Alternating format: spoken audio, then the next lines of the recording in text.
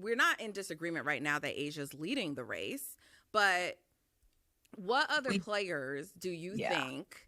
We already talked about who we're both considering, but do any of these players really have the potential to challenge her? And, you know, I know you said for you, our you know, when we showed our board with the players that we're considering, that it was in the order that you have them. So that means Paige Bueckers to you would be next on your list. What is it about Paige that you think, you know, makes her season so MVP worthy? And what would she have to do to potentially challenge, you know, Asia or move up higher in your eyes? Yeah, for me, I just think that Paige has just completely changed the trajectory of Dallas right now. It's not just the numbers itself. It's how she's controlling the game, right? She's become really one of the league's most efficient offensive engines, if you ask me. I think she's elevating everybody around her. I think the wings are playing like a legitimate contender because of her, especially after last season's struggles. And I think if Dallas's finish is like near the top of the standings, her value becomes incredibly important to ignore. And again, this is why I am one that thinks that record doesn't necessarily define it for me. It does become a separator for me because, again, I think if Paige keeps Dallas in the top three while still averaging something like 20 some odd points and 7+ assists or whatever, if Dallas finishes with a better record than Las Vegas, and for those who may have that philosophy of, well, record means something or it means impact on team, then I have to ask, how do you not consider Paige over Asia at that point, right? And this is where some arguments become flawed, which is why records to me don't matter initially. Like if there's a 1 to 2, maybe 3 game difference between two teams, sure, like what's 1 or 2 games? People have a bad game every once in a while, or, you know, you can get down to the wire. Someone gets a lucky shot, you lose a game, whatever. So these are reasons, like, why these are just reasons why records don't matter to me at the beginning, because it's like there could be a number of reasons why this team is separated by 1 or 2 games. But I think it's about value to your team at times. And I don't think that there's any doubt that Paige Bueckers' value to her team right now is one of the reasons that they are in the position that they are in. Now, I'm giving coaching part of that as well, which is why Fernandez is one of my Coach of the Year candidates. But I just think that you have to understand that her performances for me have felt like they have been. I watched the replay of that game against Dallas in Toronto, and Paige put on a show. I mean, every win that Dallas has becomes another chapter in this incredible campaign for Paige, and how this narrative is that she's continuing to help turn this team around in a way that we haven't seen from a second-year player. So those are the kind of things that, to me, would push her over the edge at the end of the season. If she finishes with a better record than Vegas, if she continues to play at the high level that she's playing and her numbers continue to support it, it would be very difficult for me to say that she isn't the MVP. Yeah. I think that's all valid. I agree with you. I think it would probably have to be like a standings push and then just maybe some other things, you know, like she's been really hot over the last 5 games. And if like something like that continues throughout the season, her case becomes more compelling, because to finish last in the league the year before, and I get it, they have added things to provide her support. She's not out there doing it alone, but she's the leader of this team. She's the best player on this team. She's, you know, the driving force.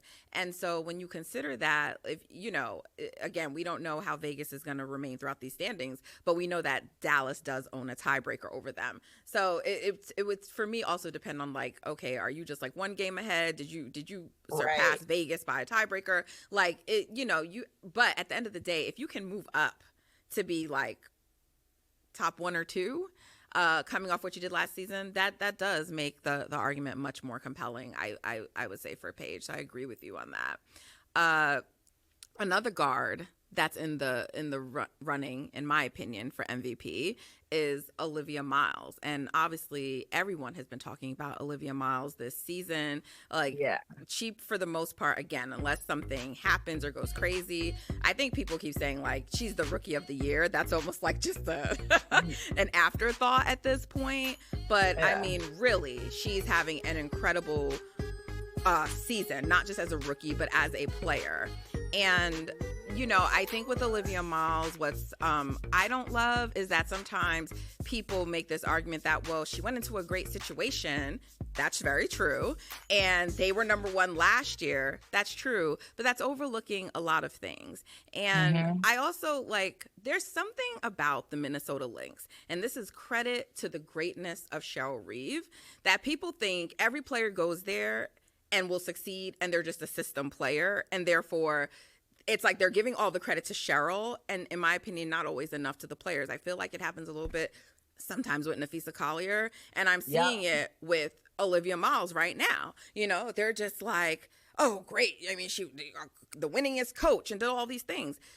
Olivia got an opportunity, but she still has to capitalize on the opportunity. Just like Courtney Williams went over there, she's played the 1 and the 2, and she's thrived at both positions. But Courtney still had to go in there and do that, right?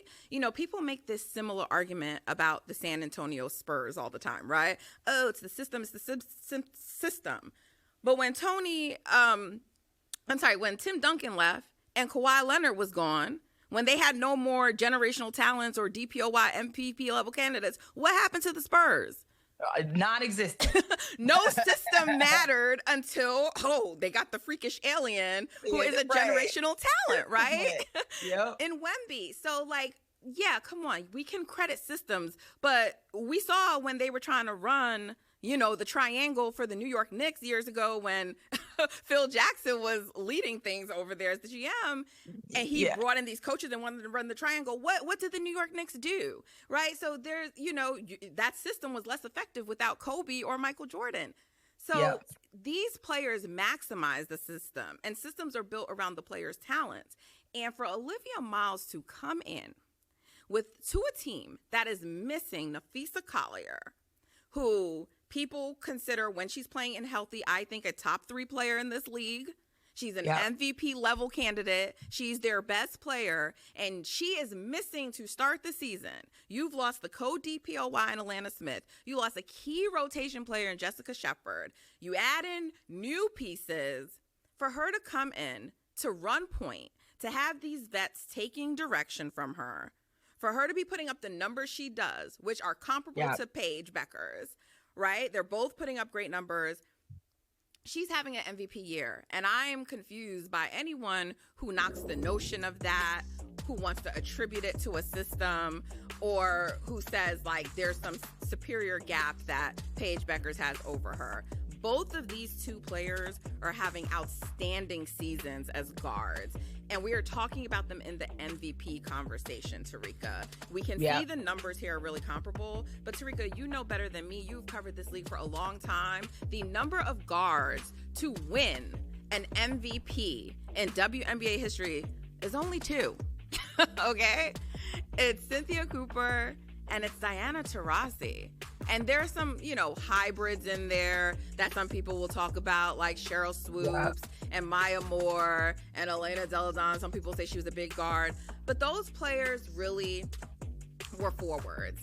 And these are true guards, Cynthia and Diana, just like the way that Olivia and Paige are true guards, right? And there's only 2 in the 30-year history of the WNBA. They've collected a total of 3 MVP awards. So when we say the kind of seasons that Paige and Olivia are having to even be in this conversation, it's really remarkable, Terrika.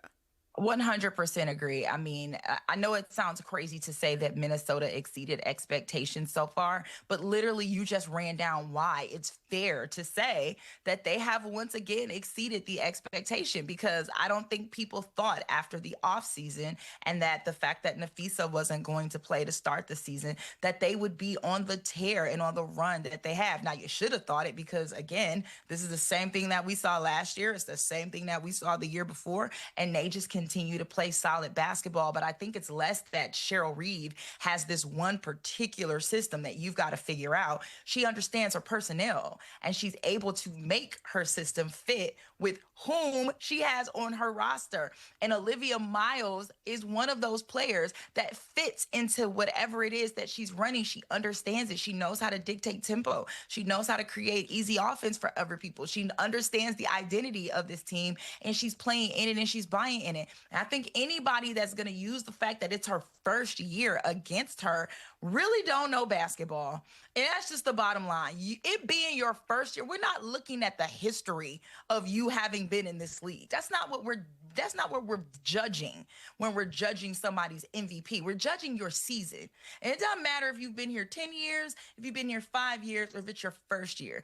We are judging your season. And for whatever reason, people tend to ignore like that particular point that we're judging this season only. And if that's the case, it being your first year really should not matter. It's about your impact. It's about how you're impacting not only the league, but you're impacting the team. We have seen Olivia Miles put together some incredible games this year in which we've asked ourselves, are we sure that this is a rookie? Not because of the talent, but because of the other things that come along with playing in the WA. Being able to handle the quickness and the speed of the game, being able to handle the physicality, being able to see the floor in a different way, being able to understand that this game comes at a completely different level, the IQ that you have to have, the travel. So there's those mental things that come along inside, and you still are able to come out and perform at this level as a rookie. Yeah, friend, we're not going to sit here and like discount it or discredit what she's doing as a first year because she's a first year. She's having an incredible season. Her numbers support it. Her team and impact of her team winning is evident. They played a game against the Connecticut Sun, which was a very good game. However, Olivia Miles wasn't in it, and Connecticut won. That to me means that her impact on the floor matters. That is no shade to Connecticut. That's simply saying Minnesota is a different team when Olivia Miles is not running the point. So yeah, like, I mean, you've pretty much laid out why like this Minnesota team has thrived with her being in it. But I just think anyone that's going to say, well, she's a rookie, so she doesn't deserve to be in this conversation, completely unfair. The numbers support it. We're not judging her career. We're judging this season. Yeah. And it's the bottom line. I'm so glad you brought up Connecticut because to me that's a clear example of they won one against Connecticut and they lost one against Connecticut. But the one that they won, they almost lost. It was very hard for them. And it was very clear what not having Olivia Miles on the court does to that team. So anyone suggesting that they are not leading and a number one team because of her, to me, it's just it's very disingenuous. So agreed. That's where I stand with that. And so look, Brenna Stewart, right? We all know who she is, and I still think one of the best three players in this league. But, you know, like, she hasn't really been, like, at the top of the MVP conversation the last couple of years. And I had a feeling coming into this season she would be an MVP candidate, and we'd be talking about her. And Terrika, I know you've been kind of talking about this from the summer. She's talked about being, like, really healthy now. And so I think Brenna has looked so good this year. And her efficiency is a little down, but she's still shooting 46% from the field. It's probably that 3-point percentage that's bringing her down, which she's acknowledged. But really what I'm so impressed with Brenna Stewart by this season is her defense, right? And like, I mean, look, her offense is what it is. She's Brenna Stewart. And she probably honestly has not been given enough credit over the years for her defense. But she is the reason to me that New York has one of the best defenses in the league. And of course, JJ is there and other players. But I think Brenna Stewart has been tremendous. And I do obviously think like New York will have to move up higher in the standings for her case to also become more compelling. But I just don't think Brenna Stewart's season should be overlooked. Terrika. Absolutely not. And I mean, honestly, earlier in the season, especially when they were on that win streak, I thought that Brenna Stewart would actually, like, she was top of the list for MVP for me at that time. I was like, yo, she's having an MVP season, right? And so them having like the skid that they've been on recently has definitely impacted her as it relates to where she stands in the MVP conversation, but it doesn't remove her from the conversation. She does what MVPs do, right? She produces at an elite level.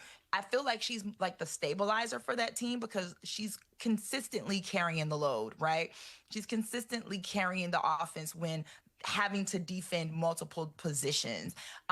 There are moments when Sabrina Ionescu was out that I feel like if not for Stewie having to go above and beyond in certain areas, that New York would have probably had a different start to their season than they had. So I don't think that it is I don't think that it's unfair for her to be lower in the MVP conversation, but I don't think that she should be completely removed from it, because if we see New York go on a run here later on and she continues to play at the level, produce numerically the way that she's playing, statistically, I think she might move into the top 3. It really does depend, though, on how this team, which, and again, after we just made the argument, or at least after I just made the argument about, team record not necessarily mattering. For me, I said it is a separator. And so if you're numerically having a great season, but your team is not necessarily having a great season or not finishing strong or whatever, it's difficult for me to ignore that as it relates to